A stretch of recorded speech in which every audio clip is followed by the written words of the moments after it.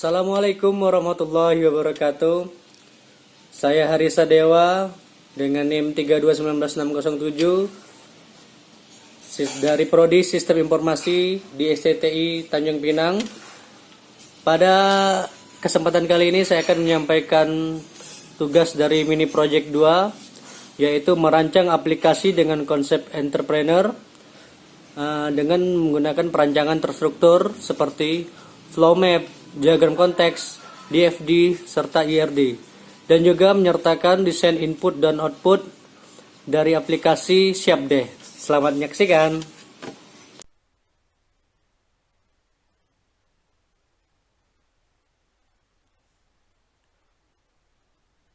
Baiklah, yang pertama saya akan menyampaikan mengenai flow map terkait prosedur pendaftaran aplikasi Siapdeh, yang mana terdiri dari 3 entitas, yaitu calon pengguna, aplikasi Siapdeh itu sendiri, dan juga admin. Dimulai dengan data pendaftaran akun yang disampaikan oleh calon pengguna, didaftarkan pada aplikasi Siapdeh, kemudian aplikasi akan memverifikasi apakah data tersebut sesuai atau tidak, dan apabila tidak akan dikembalikan ke calon pengguna. Apabila sesuai akan masuk ke dalam database dan juga menyampaikan notifikasi pendaftaran kepada admin. Kemudian database itu sendiri akan memberikan hak akses akun kepada calon pengguna untuk kemudian calon pengguna tersebut dapat login pada aplikasi.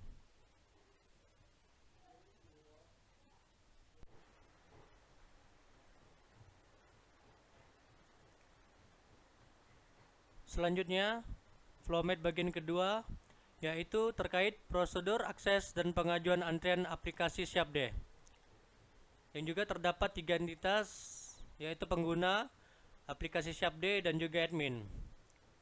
Pengguna akan menggunakan datanya untuk login ke dalam aplikasi, kemudian aplikasi akan memverifikasi apakah data tersebut sesuai yang dimasukkan apa tidak.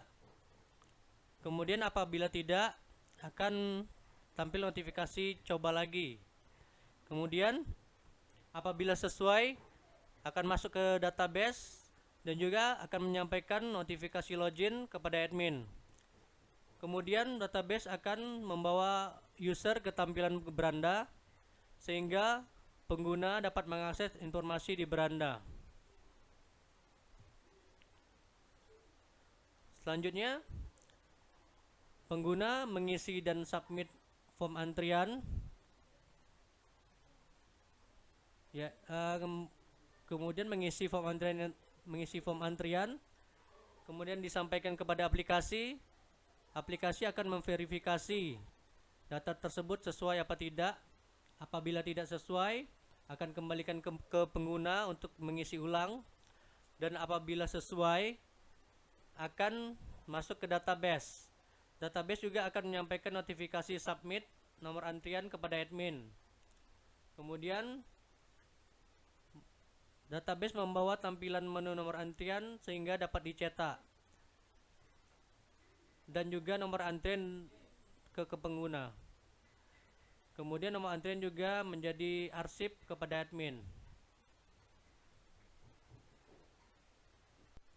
Selanjutnya saya akan menjelaskan terkait diagram konteks, yang mana terdiri dari 3 entitas hingga 4 aplikasi Siapdeh sebagai database-nya. Yang pertama, calon pengguna kepada aplikasi Siapdeh itu memberikan data pendaftaran akun dan juga mendapatkan data dan hak akses akun dari aplikasi Siapdeh. Kemudian pengguna itu menyampaikan data akun dan data submit nomor antrian, kemudian mendapatkan output nomor antrian dari aplikasi Siapdeh. Kemudian kepada admin, aplikasi Siapdeh menyampaikan beberapa notifikasi seperti notifikasi pendaftaran, notifikasi login, notifikasi submit antrian, serta arsip nomor antrian.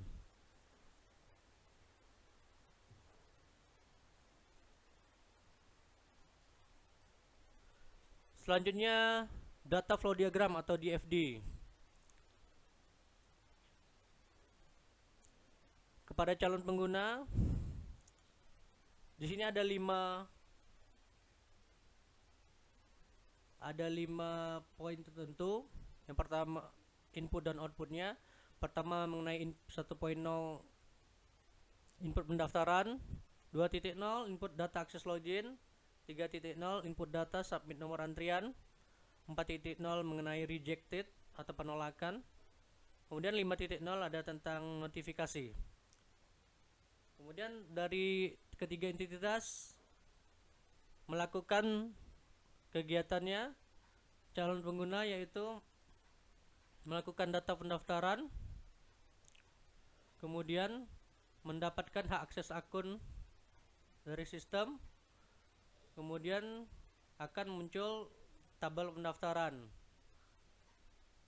yang akan tampil di sistem.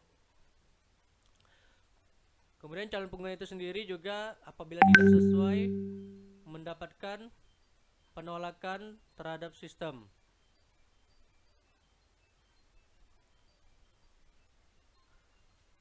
Kemudian entitas yang kedua yaitu pengguna yang menginput data akses login dan juga mendapatkan data login, baik itu yang sesuai atau yang tidak sesuai, mengalami rejected juga dari sistem, dan akan menjadi tabel login yang akan menyampaikan notifikasi kepada admin. Begitu juga dengan calon pengguna tadi, apabila berhasil didaftarkan akan disampaikan notifikasi pendaftaran kepada admin. Kemudian kegiatan pengguna lainnya yaitu input data, submit nomor antrian, yang mana juga ada yang data sesuai dan tidak sesuai, mengalami penolakan atau rejected, dan juga yang diterima. Kemudian data tersebut akan menjadi tabel submit dan juga akan disampaikan notifikasinya kepada admin. Kemudian admin adalah sebagai entitas yang menerima notifikasi pendaftaran, notifikasi login, notifikasi submit antrian, dan juga arsip nomor antrian.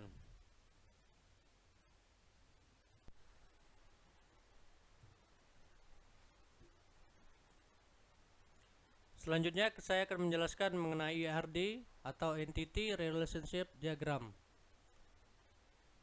Terdiri dari 3 entitas yang mana masing-masing memiliki atribut tersendiri.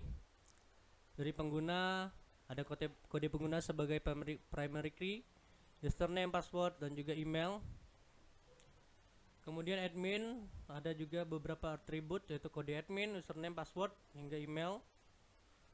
Dan juga entitas dari aplikasi SyapD mengenai kode domain dan websitenya. Kemudian untuk relasinya pengguna kepada aplikasi SyapD yaitu akses login dan submit, yang mana banyak pengguna menyampaikan kepada aplikasi SyapD dengan data yang banyak pula. Kemudian satu data diterima dari akses login dan submit yang banyak dari pengguna. Kemudian relasi lainnya yaitu pengguna kepada admin. Banyak pengguna kepada satu admin untuk melakukan kegiatan mengecek kelengkapan lampiran. Kemudian admin menerima banyak kelengkapan lampiran untuk melakukan pengecekan dan juga dari banyak pengguna. Kemudian relasi dari admin ke aplikasi yaitu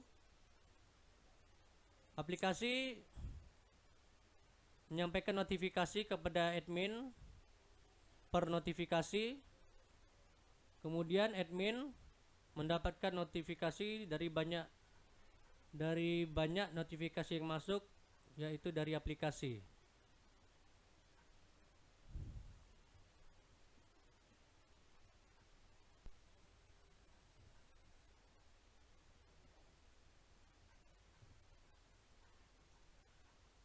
Ya, berikut adalah user interface atau interface dari login pada aplikasi Siapde, yang mana terdiri dari title bar yang seperti yang kita lihat. Kemudian ada welcome bar. Kemudian ada checkbox untuk menyimpan akun. Ada link halaman lupa password. Ada inputan username terdiri dari huruf dan angka. Untuk inputan password minimal 6 digit. Ada login button atau klik button.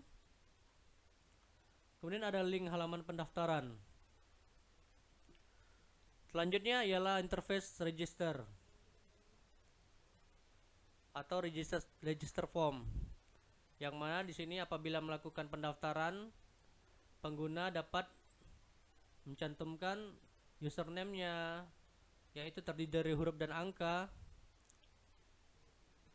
kemudian email yang aktif dan akan menerima aktivasi, nama lengkap pengguna, password yang digunakan, kemudian konfirmasi ulang password. Kemudian sini ada button untuk melakukan register. Ya, selanjutnya apabila mengklik button register akan menerima konfirmasi, silakan periksa email untuk mengaktifasi akun Anda. Ini adalah interface dari register yang sukses. Kemudian user interface home. Ini adalah bagian beranda di mana setelah melakukan login, pengguna dapat menampilkan berandanya, yaitu terdiri dari beberapa informasi mengenai list dokumen, lampiran permintaan atau kelengkapan, batas waktu permintaan pengerjaan, dan juga ada peraturan terkait. Di sini pengguna dapat informasi yang lebih pada aplikasi Siapde. Kemudian user interface untuk submit nomor antrian atau QW submit. Pengguna dapat menginput nama perusahaan. Situ ada penunjuk diisi untuk huruf kapital. Kemudian jenis dokumen dipilih, apakah itu dokumen yang sesuai diajukan apa tidak. Kemudian untuk lampirannya terdiri dari 4, itu untuk mengupload atau browse dari komputer. Kemudian lakukan tombol submit. Selanjutnya apabila setelah menekan tombol submit akan sampai pada user interface tracking dan QW list. User dapat men-tracking kegiatannya apabila yang pertama sudah mensubmit permintaan nomor antrian tadi. Di sini ada jam dan tanggalnya. Kemudian admin akan melakukan pemeriksaan kelengkapan. Sini ada juga waktunya. Dan apabila penerimaan akan keluar di sebelah kanan ini akan ada nomor antriannya. Apabila penolakan, nomor antrian ini akan tetap 0. Kemudian user dapat mencetak nomor antrian. Berikut adalah output dari cetakan nomor antrian itu sendiri, yang mana ada nomor antriannya, nama perusahaan, jenis dokumen, dan juga waktu penerimaannya. Selanjutnya yang terakhir yaitu admin interface dashboard. Di sini sebagai admin melakukan login, terdapat informasi mengenai berapa pengguna yang sudah mendaftar, berapa antrian yang dilakukan hari ini, berapa antrian dilakukan oleh minggu ini, antrian bulan ini serta juga antrian tahun ini. Kemudian ada kegiatan tracking 3 tadi, berapa jumlah submit, berapa jumlah user yang sudah submit, berapa jumlah yang sudah dilakukan pengecekan oleh admin, dan juga berapa yang diterima dan ditolak. Kemudian di menu bar sini ada tampilan progresnya mengenai PTA submit. Kemudian dicek, dan juga di sini ada klik button apakah sudah sesuai atau tidak, maka dipilih receive atau rejected. Di sini adalah peran dari admin untuk menentukan dan menerima apakah submit antrian tersebut bisa diterima atau ditolak. Ya, mungkin cukup sekian dari saya. Terima kasih atas segala Demikianlah pemaparan saya mengenai mini project 2 pada semester 4, yaitu mengenai perancangan terstruktur yang berjudul desain input dan output dari aplikasi Siapde. Saya Arisa Dewa dengan NIM 3219607 dari Sistem Informasi STTI Tanjung Pinang undur diri. Terima kasih kepada yang sudah menonton. Mohon maaf apabila ada kekurangan serta kesalahan. Akhir kata, wabillahi taufiq wal hidayah. Wassalamualaikum warahmatullahi wabarakatuh. Jangan lupa like dan subscribe.